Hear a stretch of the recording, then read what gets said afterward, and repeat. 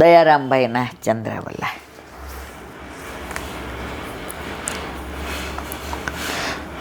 બાળકોની સાથે બેસી ભગવાન છાક આરોગવા બેઠા ત્યારે ગાયો થોડી દૂર ચરતી હતી.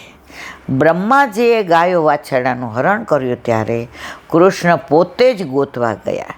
ગાયો ન મળી ત્યાં પાછા આવીને જુએ છે તો ગોપ બાળકો પણ નથી. બ્રહ્માજીને વેમ ગયો, આ મોંમાં બધાને હેઠા દઈને ખાય છે. આ બ્રહ્મ હોય, પરમાત્મા, ઈશ્વર, ભગવાન પરીક્ષા કરવા આવ્યા. ગોપ બાળકોને લઈ ગયા, વાછરડાને લઈ ગયા. ઠાકોરજી કે લઈ જા, અહીંયા તો બીજા. બ્રહ્માજી એકવાર આવ્યા, લલિતાજી બહાર બેઠા હતા. એ કે અત્યારે અંદર નથી જવાનું. એ કે તું મને ઓળખસ કોણ છું? એ કે જે હોય તે. નહીં એટલે નહીં. એમ કે અંદર જઈને બ્રહ્માજી આવ્યા છે. ગોપી કે હા. લલિતાજી અંદર ગયા. ખાલી શું છે લલિત? બ્રહ્માજી આવ્યા છે. એ કે એને પૂછાવ, હજારો બ્રહ્માજી છે, એ કયો બ્રહ્મા છે? હજારો બ્રહ્મા, એમાં તું કયો બ્રહ્મા? બ્રહ્માજી પાછા વળી ગયા કે ખોટું કીધું કે બ્રહ્માજી આવ્યા છે. કરોડો બ્રહ્માંડ જેના એક એક રૂમમાં બિરાજે છે એ પ્રભુને શું બ્રહ્માજી? તો બ્રહ્માજી હરીને લઈ ગયા. ઠાકોરજી એવા ને એવા પ્રગટ કર્યા, એવા જ શૃંગાર, એવા જ વસ્ત્ર, એવા જ આભૂષણ, એવા જ કેસ, એવા જ નેત્ર, એવું જ બોલવું, એવી જ ચાલ, એવી જ છટા, એવી જ ઢાલ.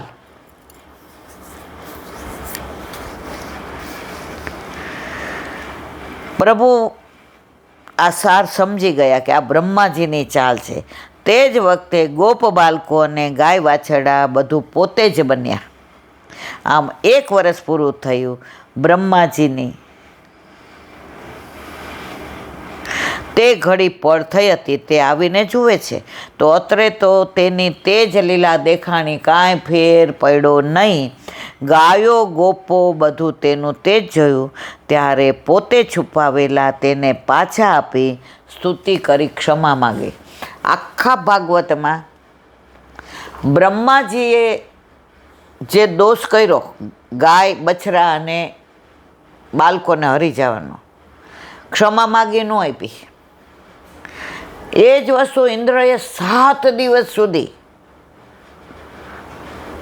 મેઘ વર્ષા કરી, તોફાની, વ્રજને ડૂબાડી દેવામાં. ઠાકોરજીએ 7 દિવસ ગિરાજ ધારણ કર્યો. તો ઇન્દ્ર આવ્યો તો એને ક્ષમા કરી. કેમ? બ્રહ્માજીએ પ્રભુથી વિમુખ કર્યા હતા બધાને, ઇન્દ્રએ બધાએ સન્મુખ કર્યા. તો આપણે કોઈ પણ વૈષ્ણવને સન્મુખ કરીએ તો આપણા દોષ ઘણાય હોય, માફ થઈ જાય. પણ કોઈ ઠાકોરજી પુશ કરાવતું હોય ને આપણે કે અરર નહીં પહોંચાય, હજી તમારે વહુ નથી આવી, કાલે કેવી આવે કેવી નહીં, પાડે કે ન પાડે, થશે કે નહીં થાય, આ દોષ ઠાકોરજી ક્યારેય માફ ન કરે.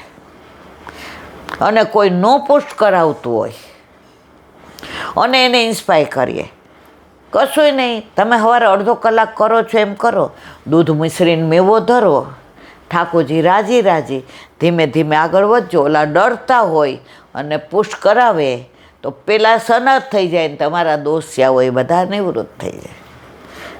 નક્કી આપણે કરવાનો છે. બોલો વલ્લભાધીશ.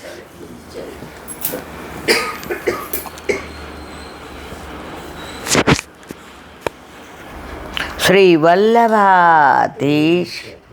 સુબોધીની જૂન પાન વલ્લભ કરાવે તો થાય અને સ્પર્શ કરવો આપણા બસની બાત નથી. નારદજીનું આગમન. નારદજી ભગવાન, આ તો મને લાગે કાલ વાંચી ગયા આપણે. નારદજીનો ઉપદેશ. ભગવાન સંસારી જીવોમાં જે અજ્ઞાન કરે છે તેનું કારણ એ છે કે તે જીવો એકદમ ઉતાવળથી કોઈ કાર્ય ન કરે. નારદજી યુધિષ્ઠિરને પણ કોઈ કાર્ય ઉતાવળથી ન કરવા અને પહેલાં મોહ દૂર કરવા માટે કહે છે. ત્યાર પછી તમે જે પૂછ્યું તે વિશે કહીશ. માટે કહે છે નારદ ઉવાચ મા કચ્ચન શુચો રાજન યદીશ્વર વસમ જગત સંયુનક્તિ ભૂતાની સ એવ વિયુનક્તિ ચ. અર્થ, નારદજી કહે છે આ જગત ઈશ્વરને વશ છે. આપણે ધારીએ કે આ ઓશિકો અહીં મૂકી દો, એ ટેક આવ્યો, અહીંયા લીલામાં પહોંચી ગયા, મૂકી શક્યા? એક પળની નથી ખબર, એક ક્ષણની. આ શ્વાસ અંદર ગયો છે, હવે બહાર નીકળશે કે નથી ખબર. છતાંય આપણે જીવીએ કેવી રીતે? અમરપટ્ટો લખાવીને આવ્યા છે. તારી એક એક પલ જાય લાખની, તું તો માળા રે તલી રે મારા શ્યામની. ખબર છે કે એક પળ પછી શું થવાનું છે ખબર નથી, છતાંય ચિંતા તો એવી રીતે કરીએ કે આપણે કોઈ દી લીલામાં જવાના જ નથી, અહીંયા અમરપટ્ટો લખાવીને આવ્યા છે.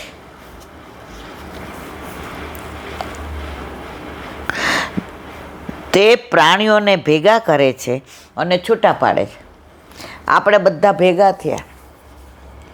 હવે આ લોકો જામનગરથી અહીંયા ખબર હતી, ઓળખતા હતા. સત્સંગનો સેતુ. આપણા સગા બિછડી ગયા, એ અમેરિકા ગયા. હવે એને ને આપણે સંબંધ ઓછો થઈ ગયો. ઋણાનું બંધ પૂર્વજન્મનું એમની સાથે એટલું જ હતું. આ અજાણ્યા આવ્યા, આ ભૂમિ પર પગ મૂક્યો, એ જળ લે તો એ ઠાકોરજીએ કણ કણમાં એમનું નામ લખ્યું છે.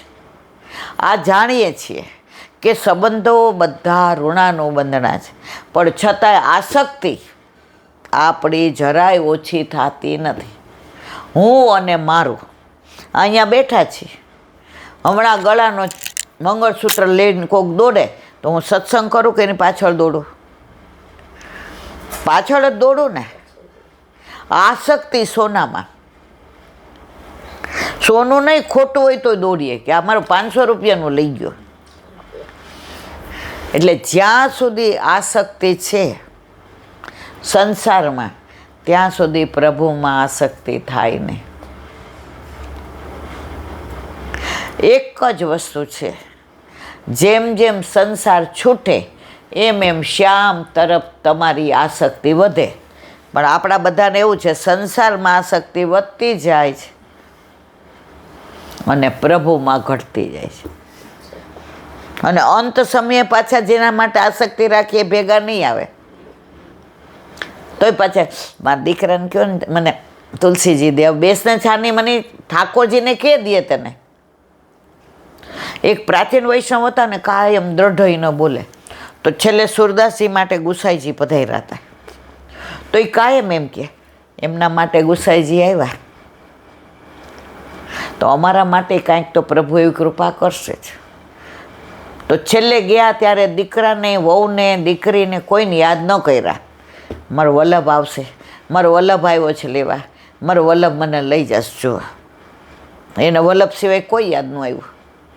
અને આપણને તો ફિક્સ યાદ આવે ને, જો બેટા મારા પૈસા અહીંયા ખાનગી મૂક્યા છે ને, બેનને રાખજે ને, અમે ન હોય ત્યારે ઓછું ન આવે ને, તું મને પાણી પા, લે પી અને જા ને પાછી આવ. આપણે નક્કી જ કરી દઈએ પાછું અમારે આવવું છે. પણ આ બધાને છોડીને ગોકુળ જવું છે. પ્રાચીન વૈષ્ણવ અમને શીખવાડતા કે કોઈ લીલામાં જતું હોય ને ત્યાં જઈને એવી પંચાયત નહીં કરવાની, એની દીકરીને બોલાવો, એને જીવ નથી જાતો, તાળવે જોઈતો છે. પણ એને કહેવાય બા ગોકુળ જવું છે, ઠકરાણી ઘાટ જવું છે, ગોવિંદ ઘાટ ચારીજી ભરવા જ વલ્લભના. જો કદમનું વૃક્ષ કેવું સરસ છે, બા શ્રીજી બાબા તમારી રાહ જુએ છે. તમને યાદ આવે છે બા ઠકરાણી ઘાટ?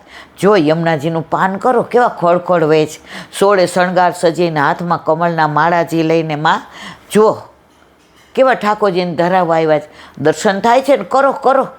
તમે આ સતત એની હારે કરો ને તો એનું મગજ ઓલામાંથી આમાં આવી જાય. પણ અત્યારે આપણે તો એ જ કહીએ, એનો જીવ હોય એમાં બોલાવો ને, શું બોલાવે? ઓલા જેવું, એટલે કાકાનો જીવ નહોતો જાતો, બધા આવી ગયા. એ કે મન્યો ક્યાં? એ કે હાર્યો. એને વહુ એ કે હાલાજ કાઢીને બેઠી કે. એ કે તો ઘરમાં ઓલા રૂમમાં કોણ છે? એ કે કોઈ નહીં. તો પંખો કાં ચાલુ છે કે? હવે જીવ જાય છે તો એ પંખાની ચિંતા. ઓલા આપણે નવું ઘર લઈને તો જૂનામાંથી બધું લઈ જાય કે કાંઈ રહી ન જવું જોઈએ. તોય પાછા નવા ઘરે ગયા પછી 10 વાર અહીંયા આવીએ તો ખરા, જોઈ લેજો ને અમારે કાંઈ રહી નથી ગયું ને. અમે આ મકાન વેચાતું લીધું ને તો એક બા હતા, તો 2-3 વર્ષ પછી આવ્યા. મને કે બેન મારે ઘઉં ભરવાની કોઠી મને એવું ચાઈ રહી ગઈ. મેં જયાવો જાઓ. એનો દીકરો ક્યારે ઉપર દેવાની છે, એને 500 વાર કીધું કે અમે વેચી નાખી છે તોય તમને પૂછવા આવી. જુઓ જીવ. અને એ 2 અઠવાડિયા લીલામાં પહોંચી ગયા. મેં તો હાંસ બાપા એનો જીવ ન રહ્યો અહીંયા. છેલ્લે પ્રભુમય થઈ જવાય, પણ આપણે થઈ શકતા નથી. નારદજી કહે છે આ જગત ઈશ્વરને વશ છે, તે જ પ્રાણીઓને ભેગા કરે છે અને છૂટા પાડે. માટે હે રાજન, કોઈનો શોક કરવો નહીં. યુધિષ્ઠિરને કહે છે. કોણ? નારદજી. કેમ? વિદુરજીને ધૃતરાષ્ટ્રી અને ગાંધારી કયા વિના વયા ગયા એનો શોક યુધિષ્ઠિરને થાય છે. હવે એ કાંઈ આડું અવળું પગલું ન ભરે કે મારી દુનિયામાં હાંસી થશે કે મા બાપને સાચવી ના શક્યા, એ વ્યથા કરતા હોય ત્યાં નારદજી આવીને ઉપદેશ આપે, આ પ્રભુની લીલા છે, તમારે આમાં વ્યથા કરવાની જરૂર નથી. સુબોધીની પોતાનું અહિત થશે એવા જ્ઞાનથી પોતામાં લઘુતા ગ્રંથિ ઉત્પન્ન કરાવનાર અનિચ્છીય પદાર્થનું મનમાં ધ્યાન કરવું એટલે સુખ. માટે કોઈ આપણું અહિત કરશે એવો વિચાર ન હોય. જો દુનિયામાં કોઈ કોઈનું કાંઈ બગાડી લેતું નથી સિવાય પ્રભુ. પ્રભુને તમારી બાજી બરાબર ન પાડવી હોય ને તો એ કરી શકે. બાકી તમે ઝીરો હો ને તો એ તમને હીરો બનાવી દે. હવે આપણને સત્સંગ આવડે, આપણે આ બધું કરી શકીએ. કરે કોણ? ઠાકોરજી. અને નામ કોનું આપે? ઈલાબેન સત્સંગ. શું કરે ઈલાબેન સત્સંગ? ખાતાય નથી આવતું બરાબર. કરે છે બધું ઠાકોરજી, આપણને નિમિત્ત બને. પણ નિમિત્ત બનાવે ત્યારે અભિમાન આવી જાય કે હું બીજાને પાડ દઉં, હું બીજાને પાડીને આગળ આવું, મને કેમ આમ કીધું. ભાઈ આ તો સંસાર છે. દુનિયા દો રંગી, સારું બોલે ને ખરાબ એ બોલે. જો કોઈની સારું બોલે તો છકી ન જવાય, ખરાબ બોલે તો મૂંઝાઈ ન જવાય. તમારું કર્તવ્ય એક જ છે, પ્રભુના ગુણાનુવાદ કરવા. મીરાને છોડ્યા હતા, નરસિંહ મહેતાને છોડ્યા હતા, તુકારામને છોડ્યા હતા, એકનાથજીને છોડ્યા હતા. તો તમે કઈ વાળીને મળો? તમને પ્રભુ નિમિત્ત બનાવે તો તમારે નિમિત્ત બનાવે એટલું બોલવાનું, પણ મનમાં અભિમાન નહીં. જો અભિમાન આવ્યું તમારું પતન નક્કી છે.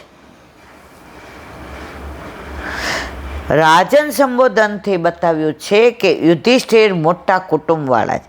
તેના મોટા રાજ્યમાં તો સદા હિત અને અહિત ઉત્પન્ન થવાના. એટલે જો એવા હિત અહિતનો શોક કરે તો રાજા કોઈ પણ સમયે રાજ્યનું સુખ ભોગવી ન શકે. માટે રાજા કદી શોક કરતો નથી. બોલો વલ્લભા માટે ભાગવત. અને મારા ગુરુદેવને દંડવત પ્રણામ કરું છું. चंद्र सरोवर से सूरदास जी के द्वार पे मेरा दंडवत प्रणाम. सुरभि कुंड पे परमानंद दास जी के द्वार पे मेरा दंडवत प्रणाम. जमुनावता पे संकर्षण कुंड पे कुंभन दास जी के द्वार पे मेरा दंडवत प्रणाम. बिरछू कुंड पे कृष्णदास जी के द्वार पे मेरा दंडवत प्रणाम. कदम खंडी पे गोविंद स्वामी के द्वार पे मेरा दंडवत प्रणाम. अप्सरा कुंड पे चित्त स्वामी के द्वार पे मेरा दंडवत प्रणाम. मानसी गंगा पे नंददास जी के द्वार पे मेरा दंडवत प्रणाम। रुद्र कुंड पे चत्रबुद्धास जी के द्वार पे मेरा दंडवत प्रणाम। વ્રજ વિલાસ વ્રજની ગોપિકાઓને મારા દંડવત પ્રણામ. હે વલ્લભ, સવારથી અત્યાર સુધી સેવા સ્મરણ સત્સંગ જે પણ તે કરાવ્યું તે તારા ચરણારવિંદમાં સમર્પણ કરું છું. ભૂલ અપરાધ થઈ હોય તો ક્ષમા કરશો. બોલો વલ્લભાધીશ કી જય. દ્રઢઈન ચરણ केरो भरोसो दृढ़ईना चरण केरो श्री वल्लभ चंद्र छटा बिन सब जुग माय अंधेरो भरोसो दृढ़ईना चरण केरो साधन हो नहीं कली में जासो निवेरो सुर का कहे द्विविध आंधरो बिना मोल को चेरो भरोसो दृढ़ईन चरण દ્રઢઈન चरण દ્રઢઈન चरण કેરો. શ્રી વલ્લભાધીશ કી. આજનો આ સત્સંગ મારા વલ્લભના ચરણારવિંદમાં સમર્પણ કરું છું. ભૂલ અપરાધ થઈ હોય તો ક્ષમા કરશો. આ મારા વલ્લભની વાણી અને ભૂલો એ મારી. બોલો વલ્લભાધીશ કી. બધા એ વૈષ્ણવને જાજા કરીને જય શ્રી કૃષ્ણ.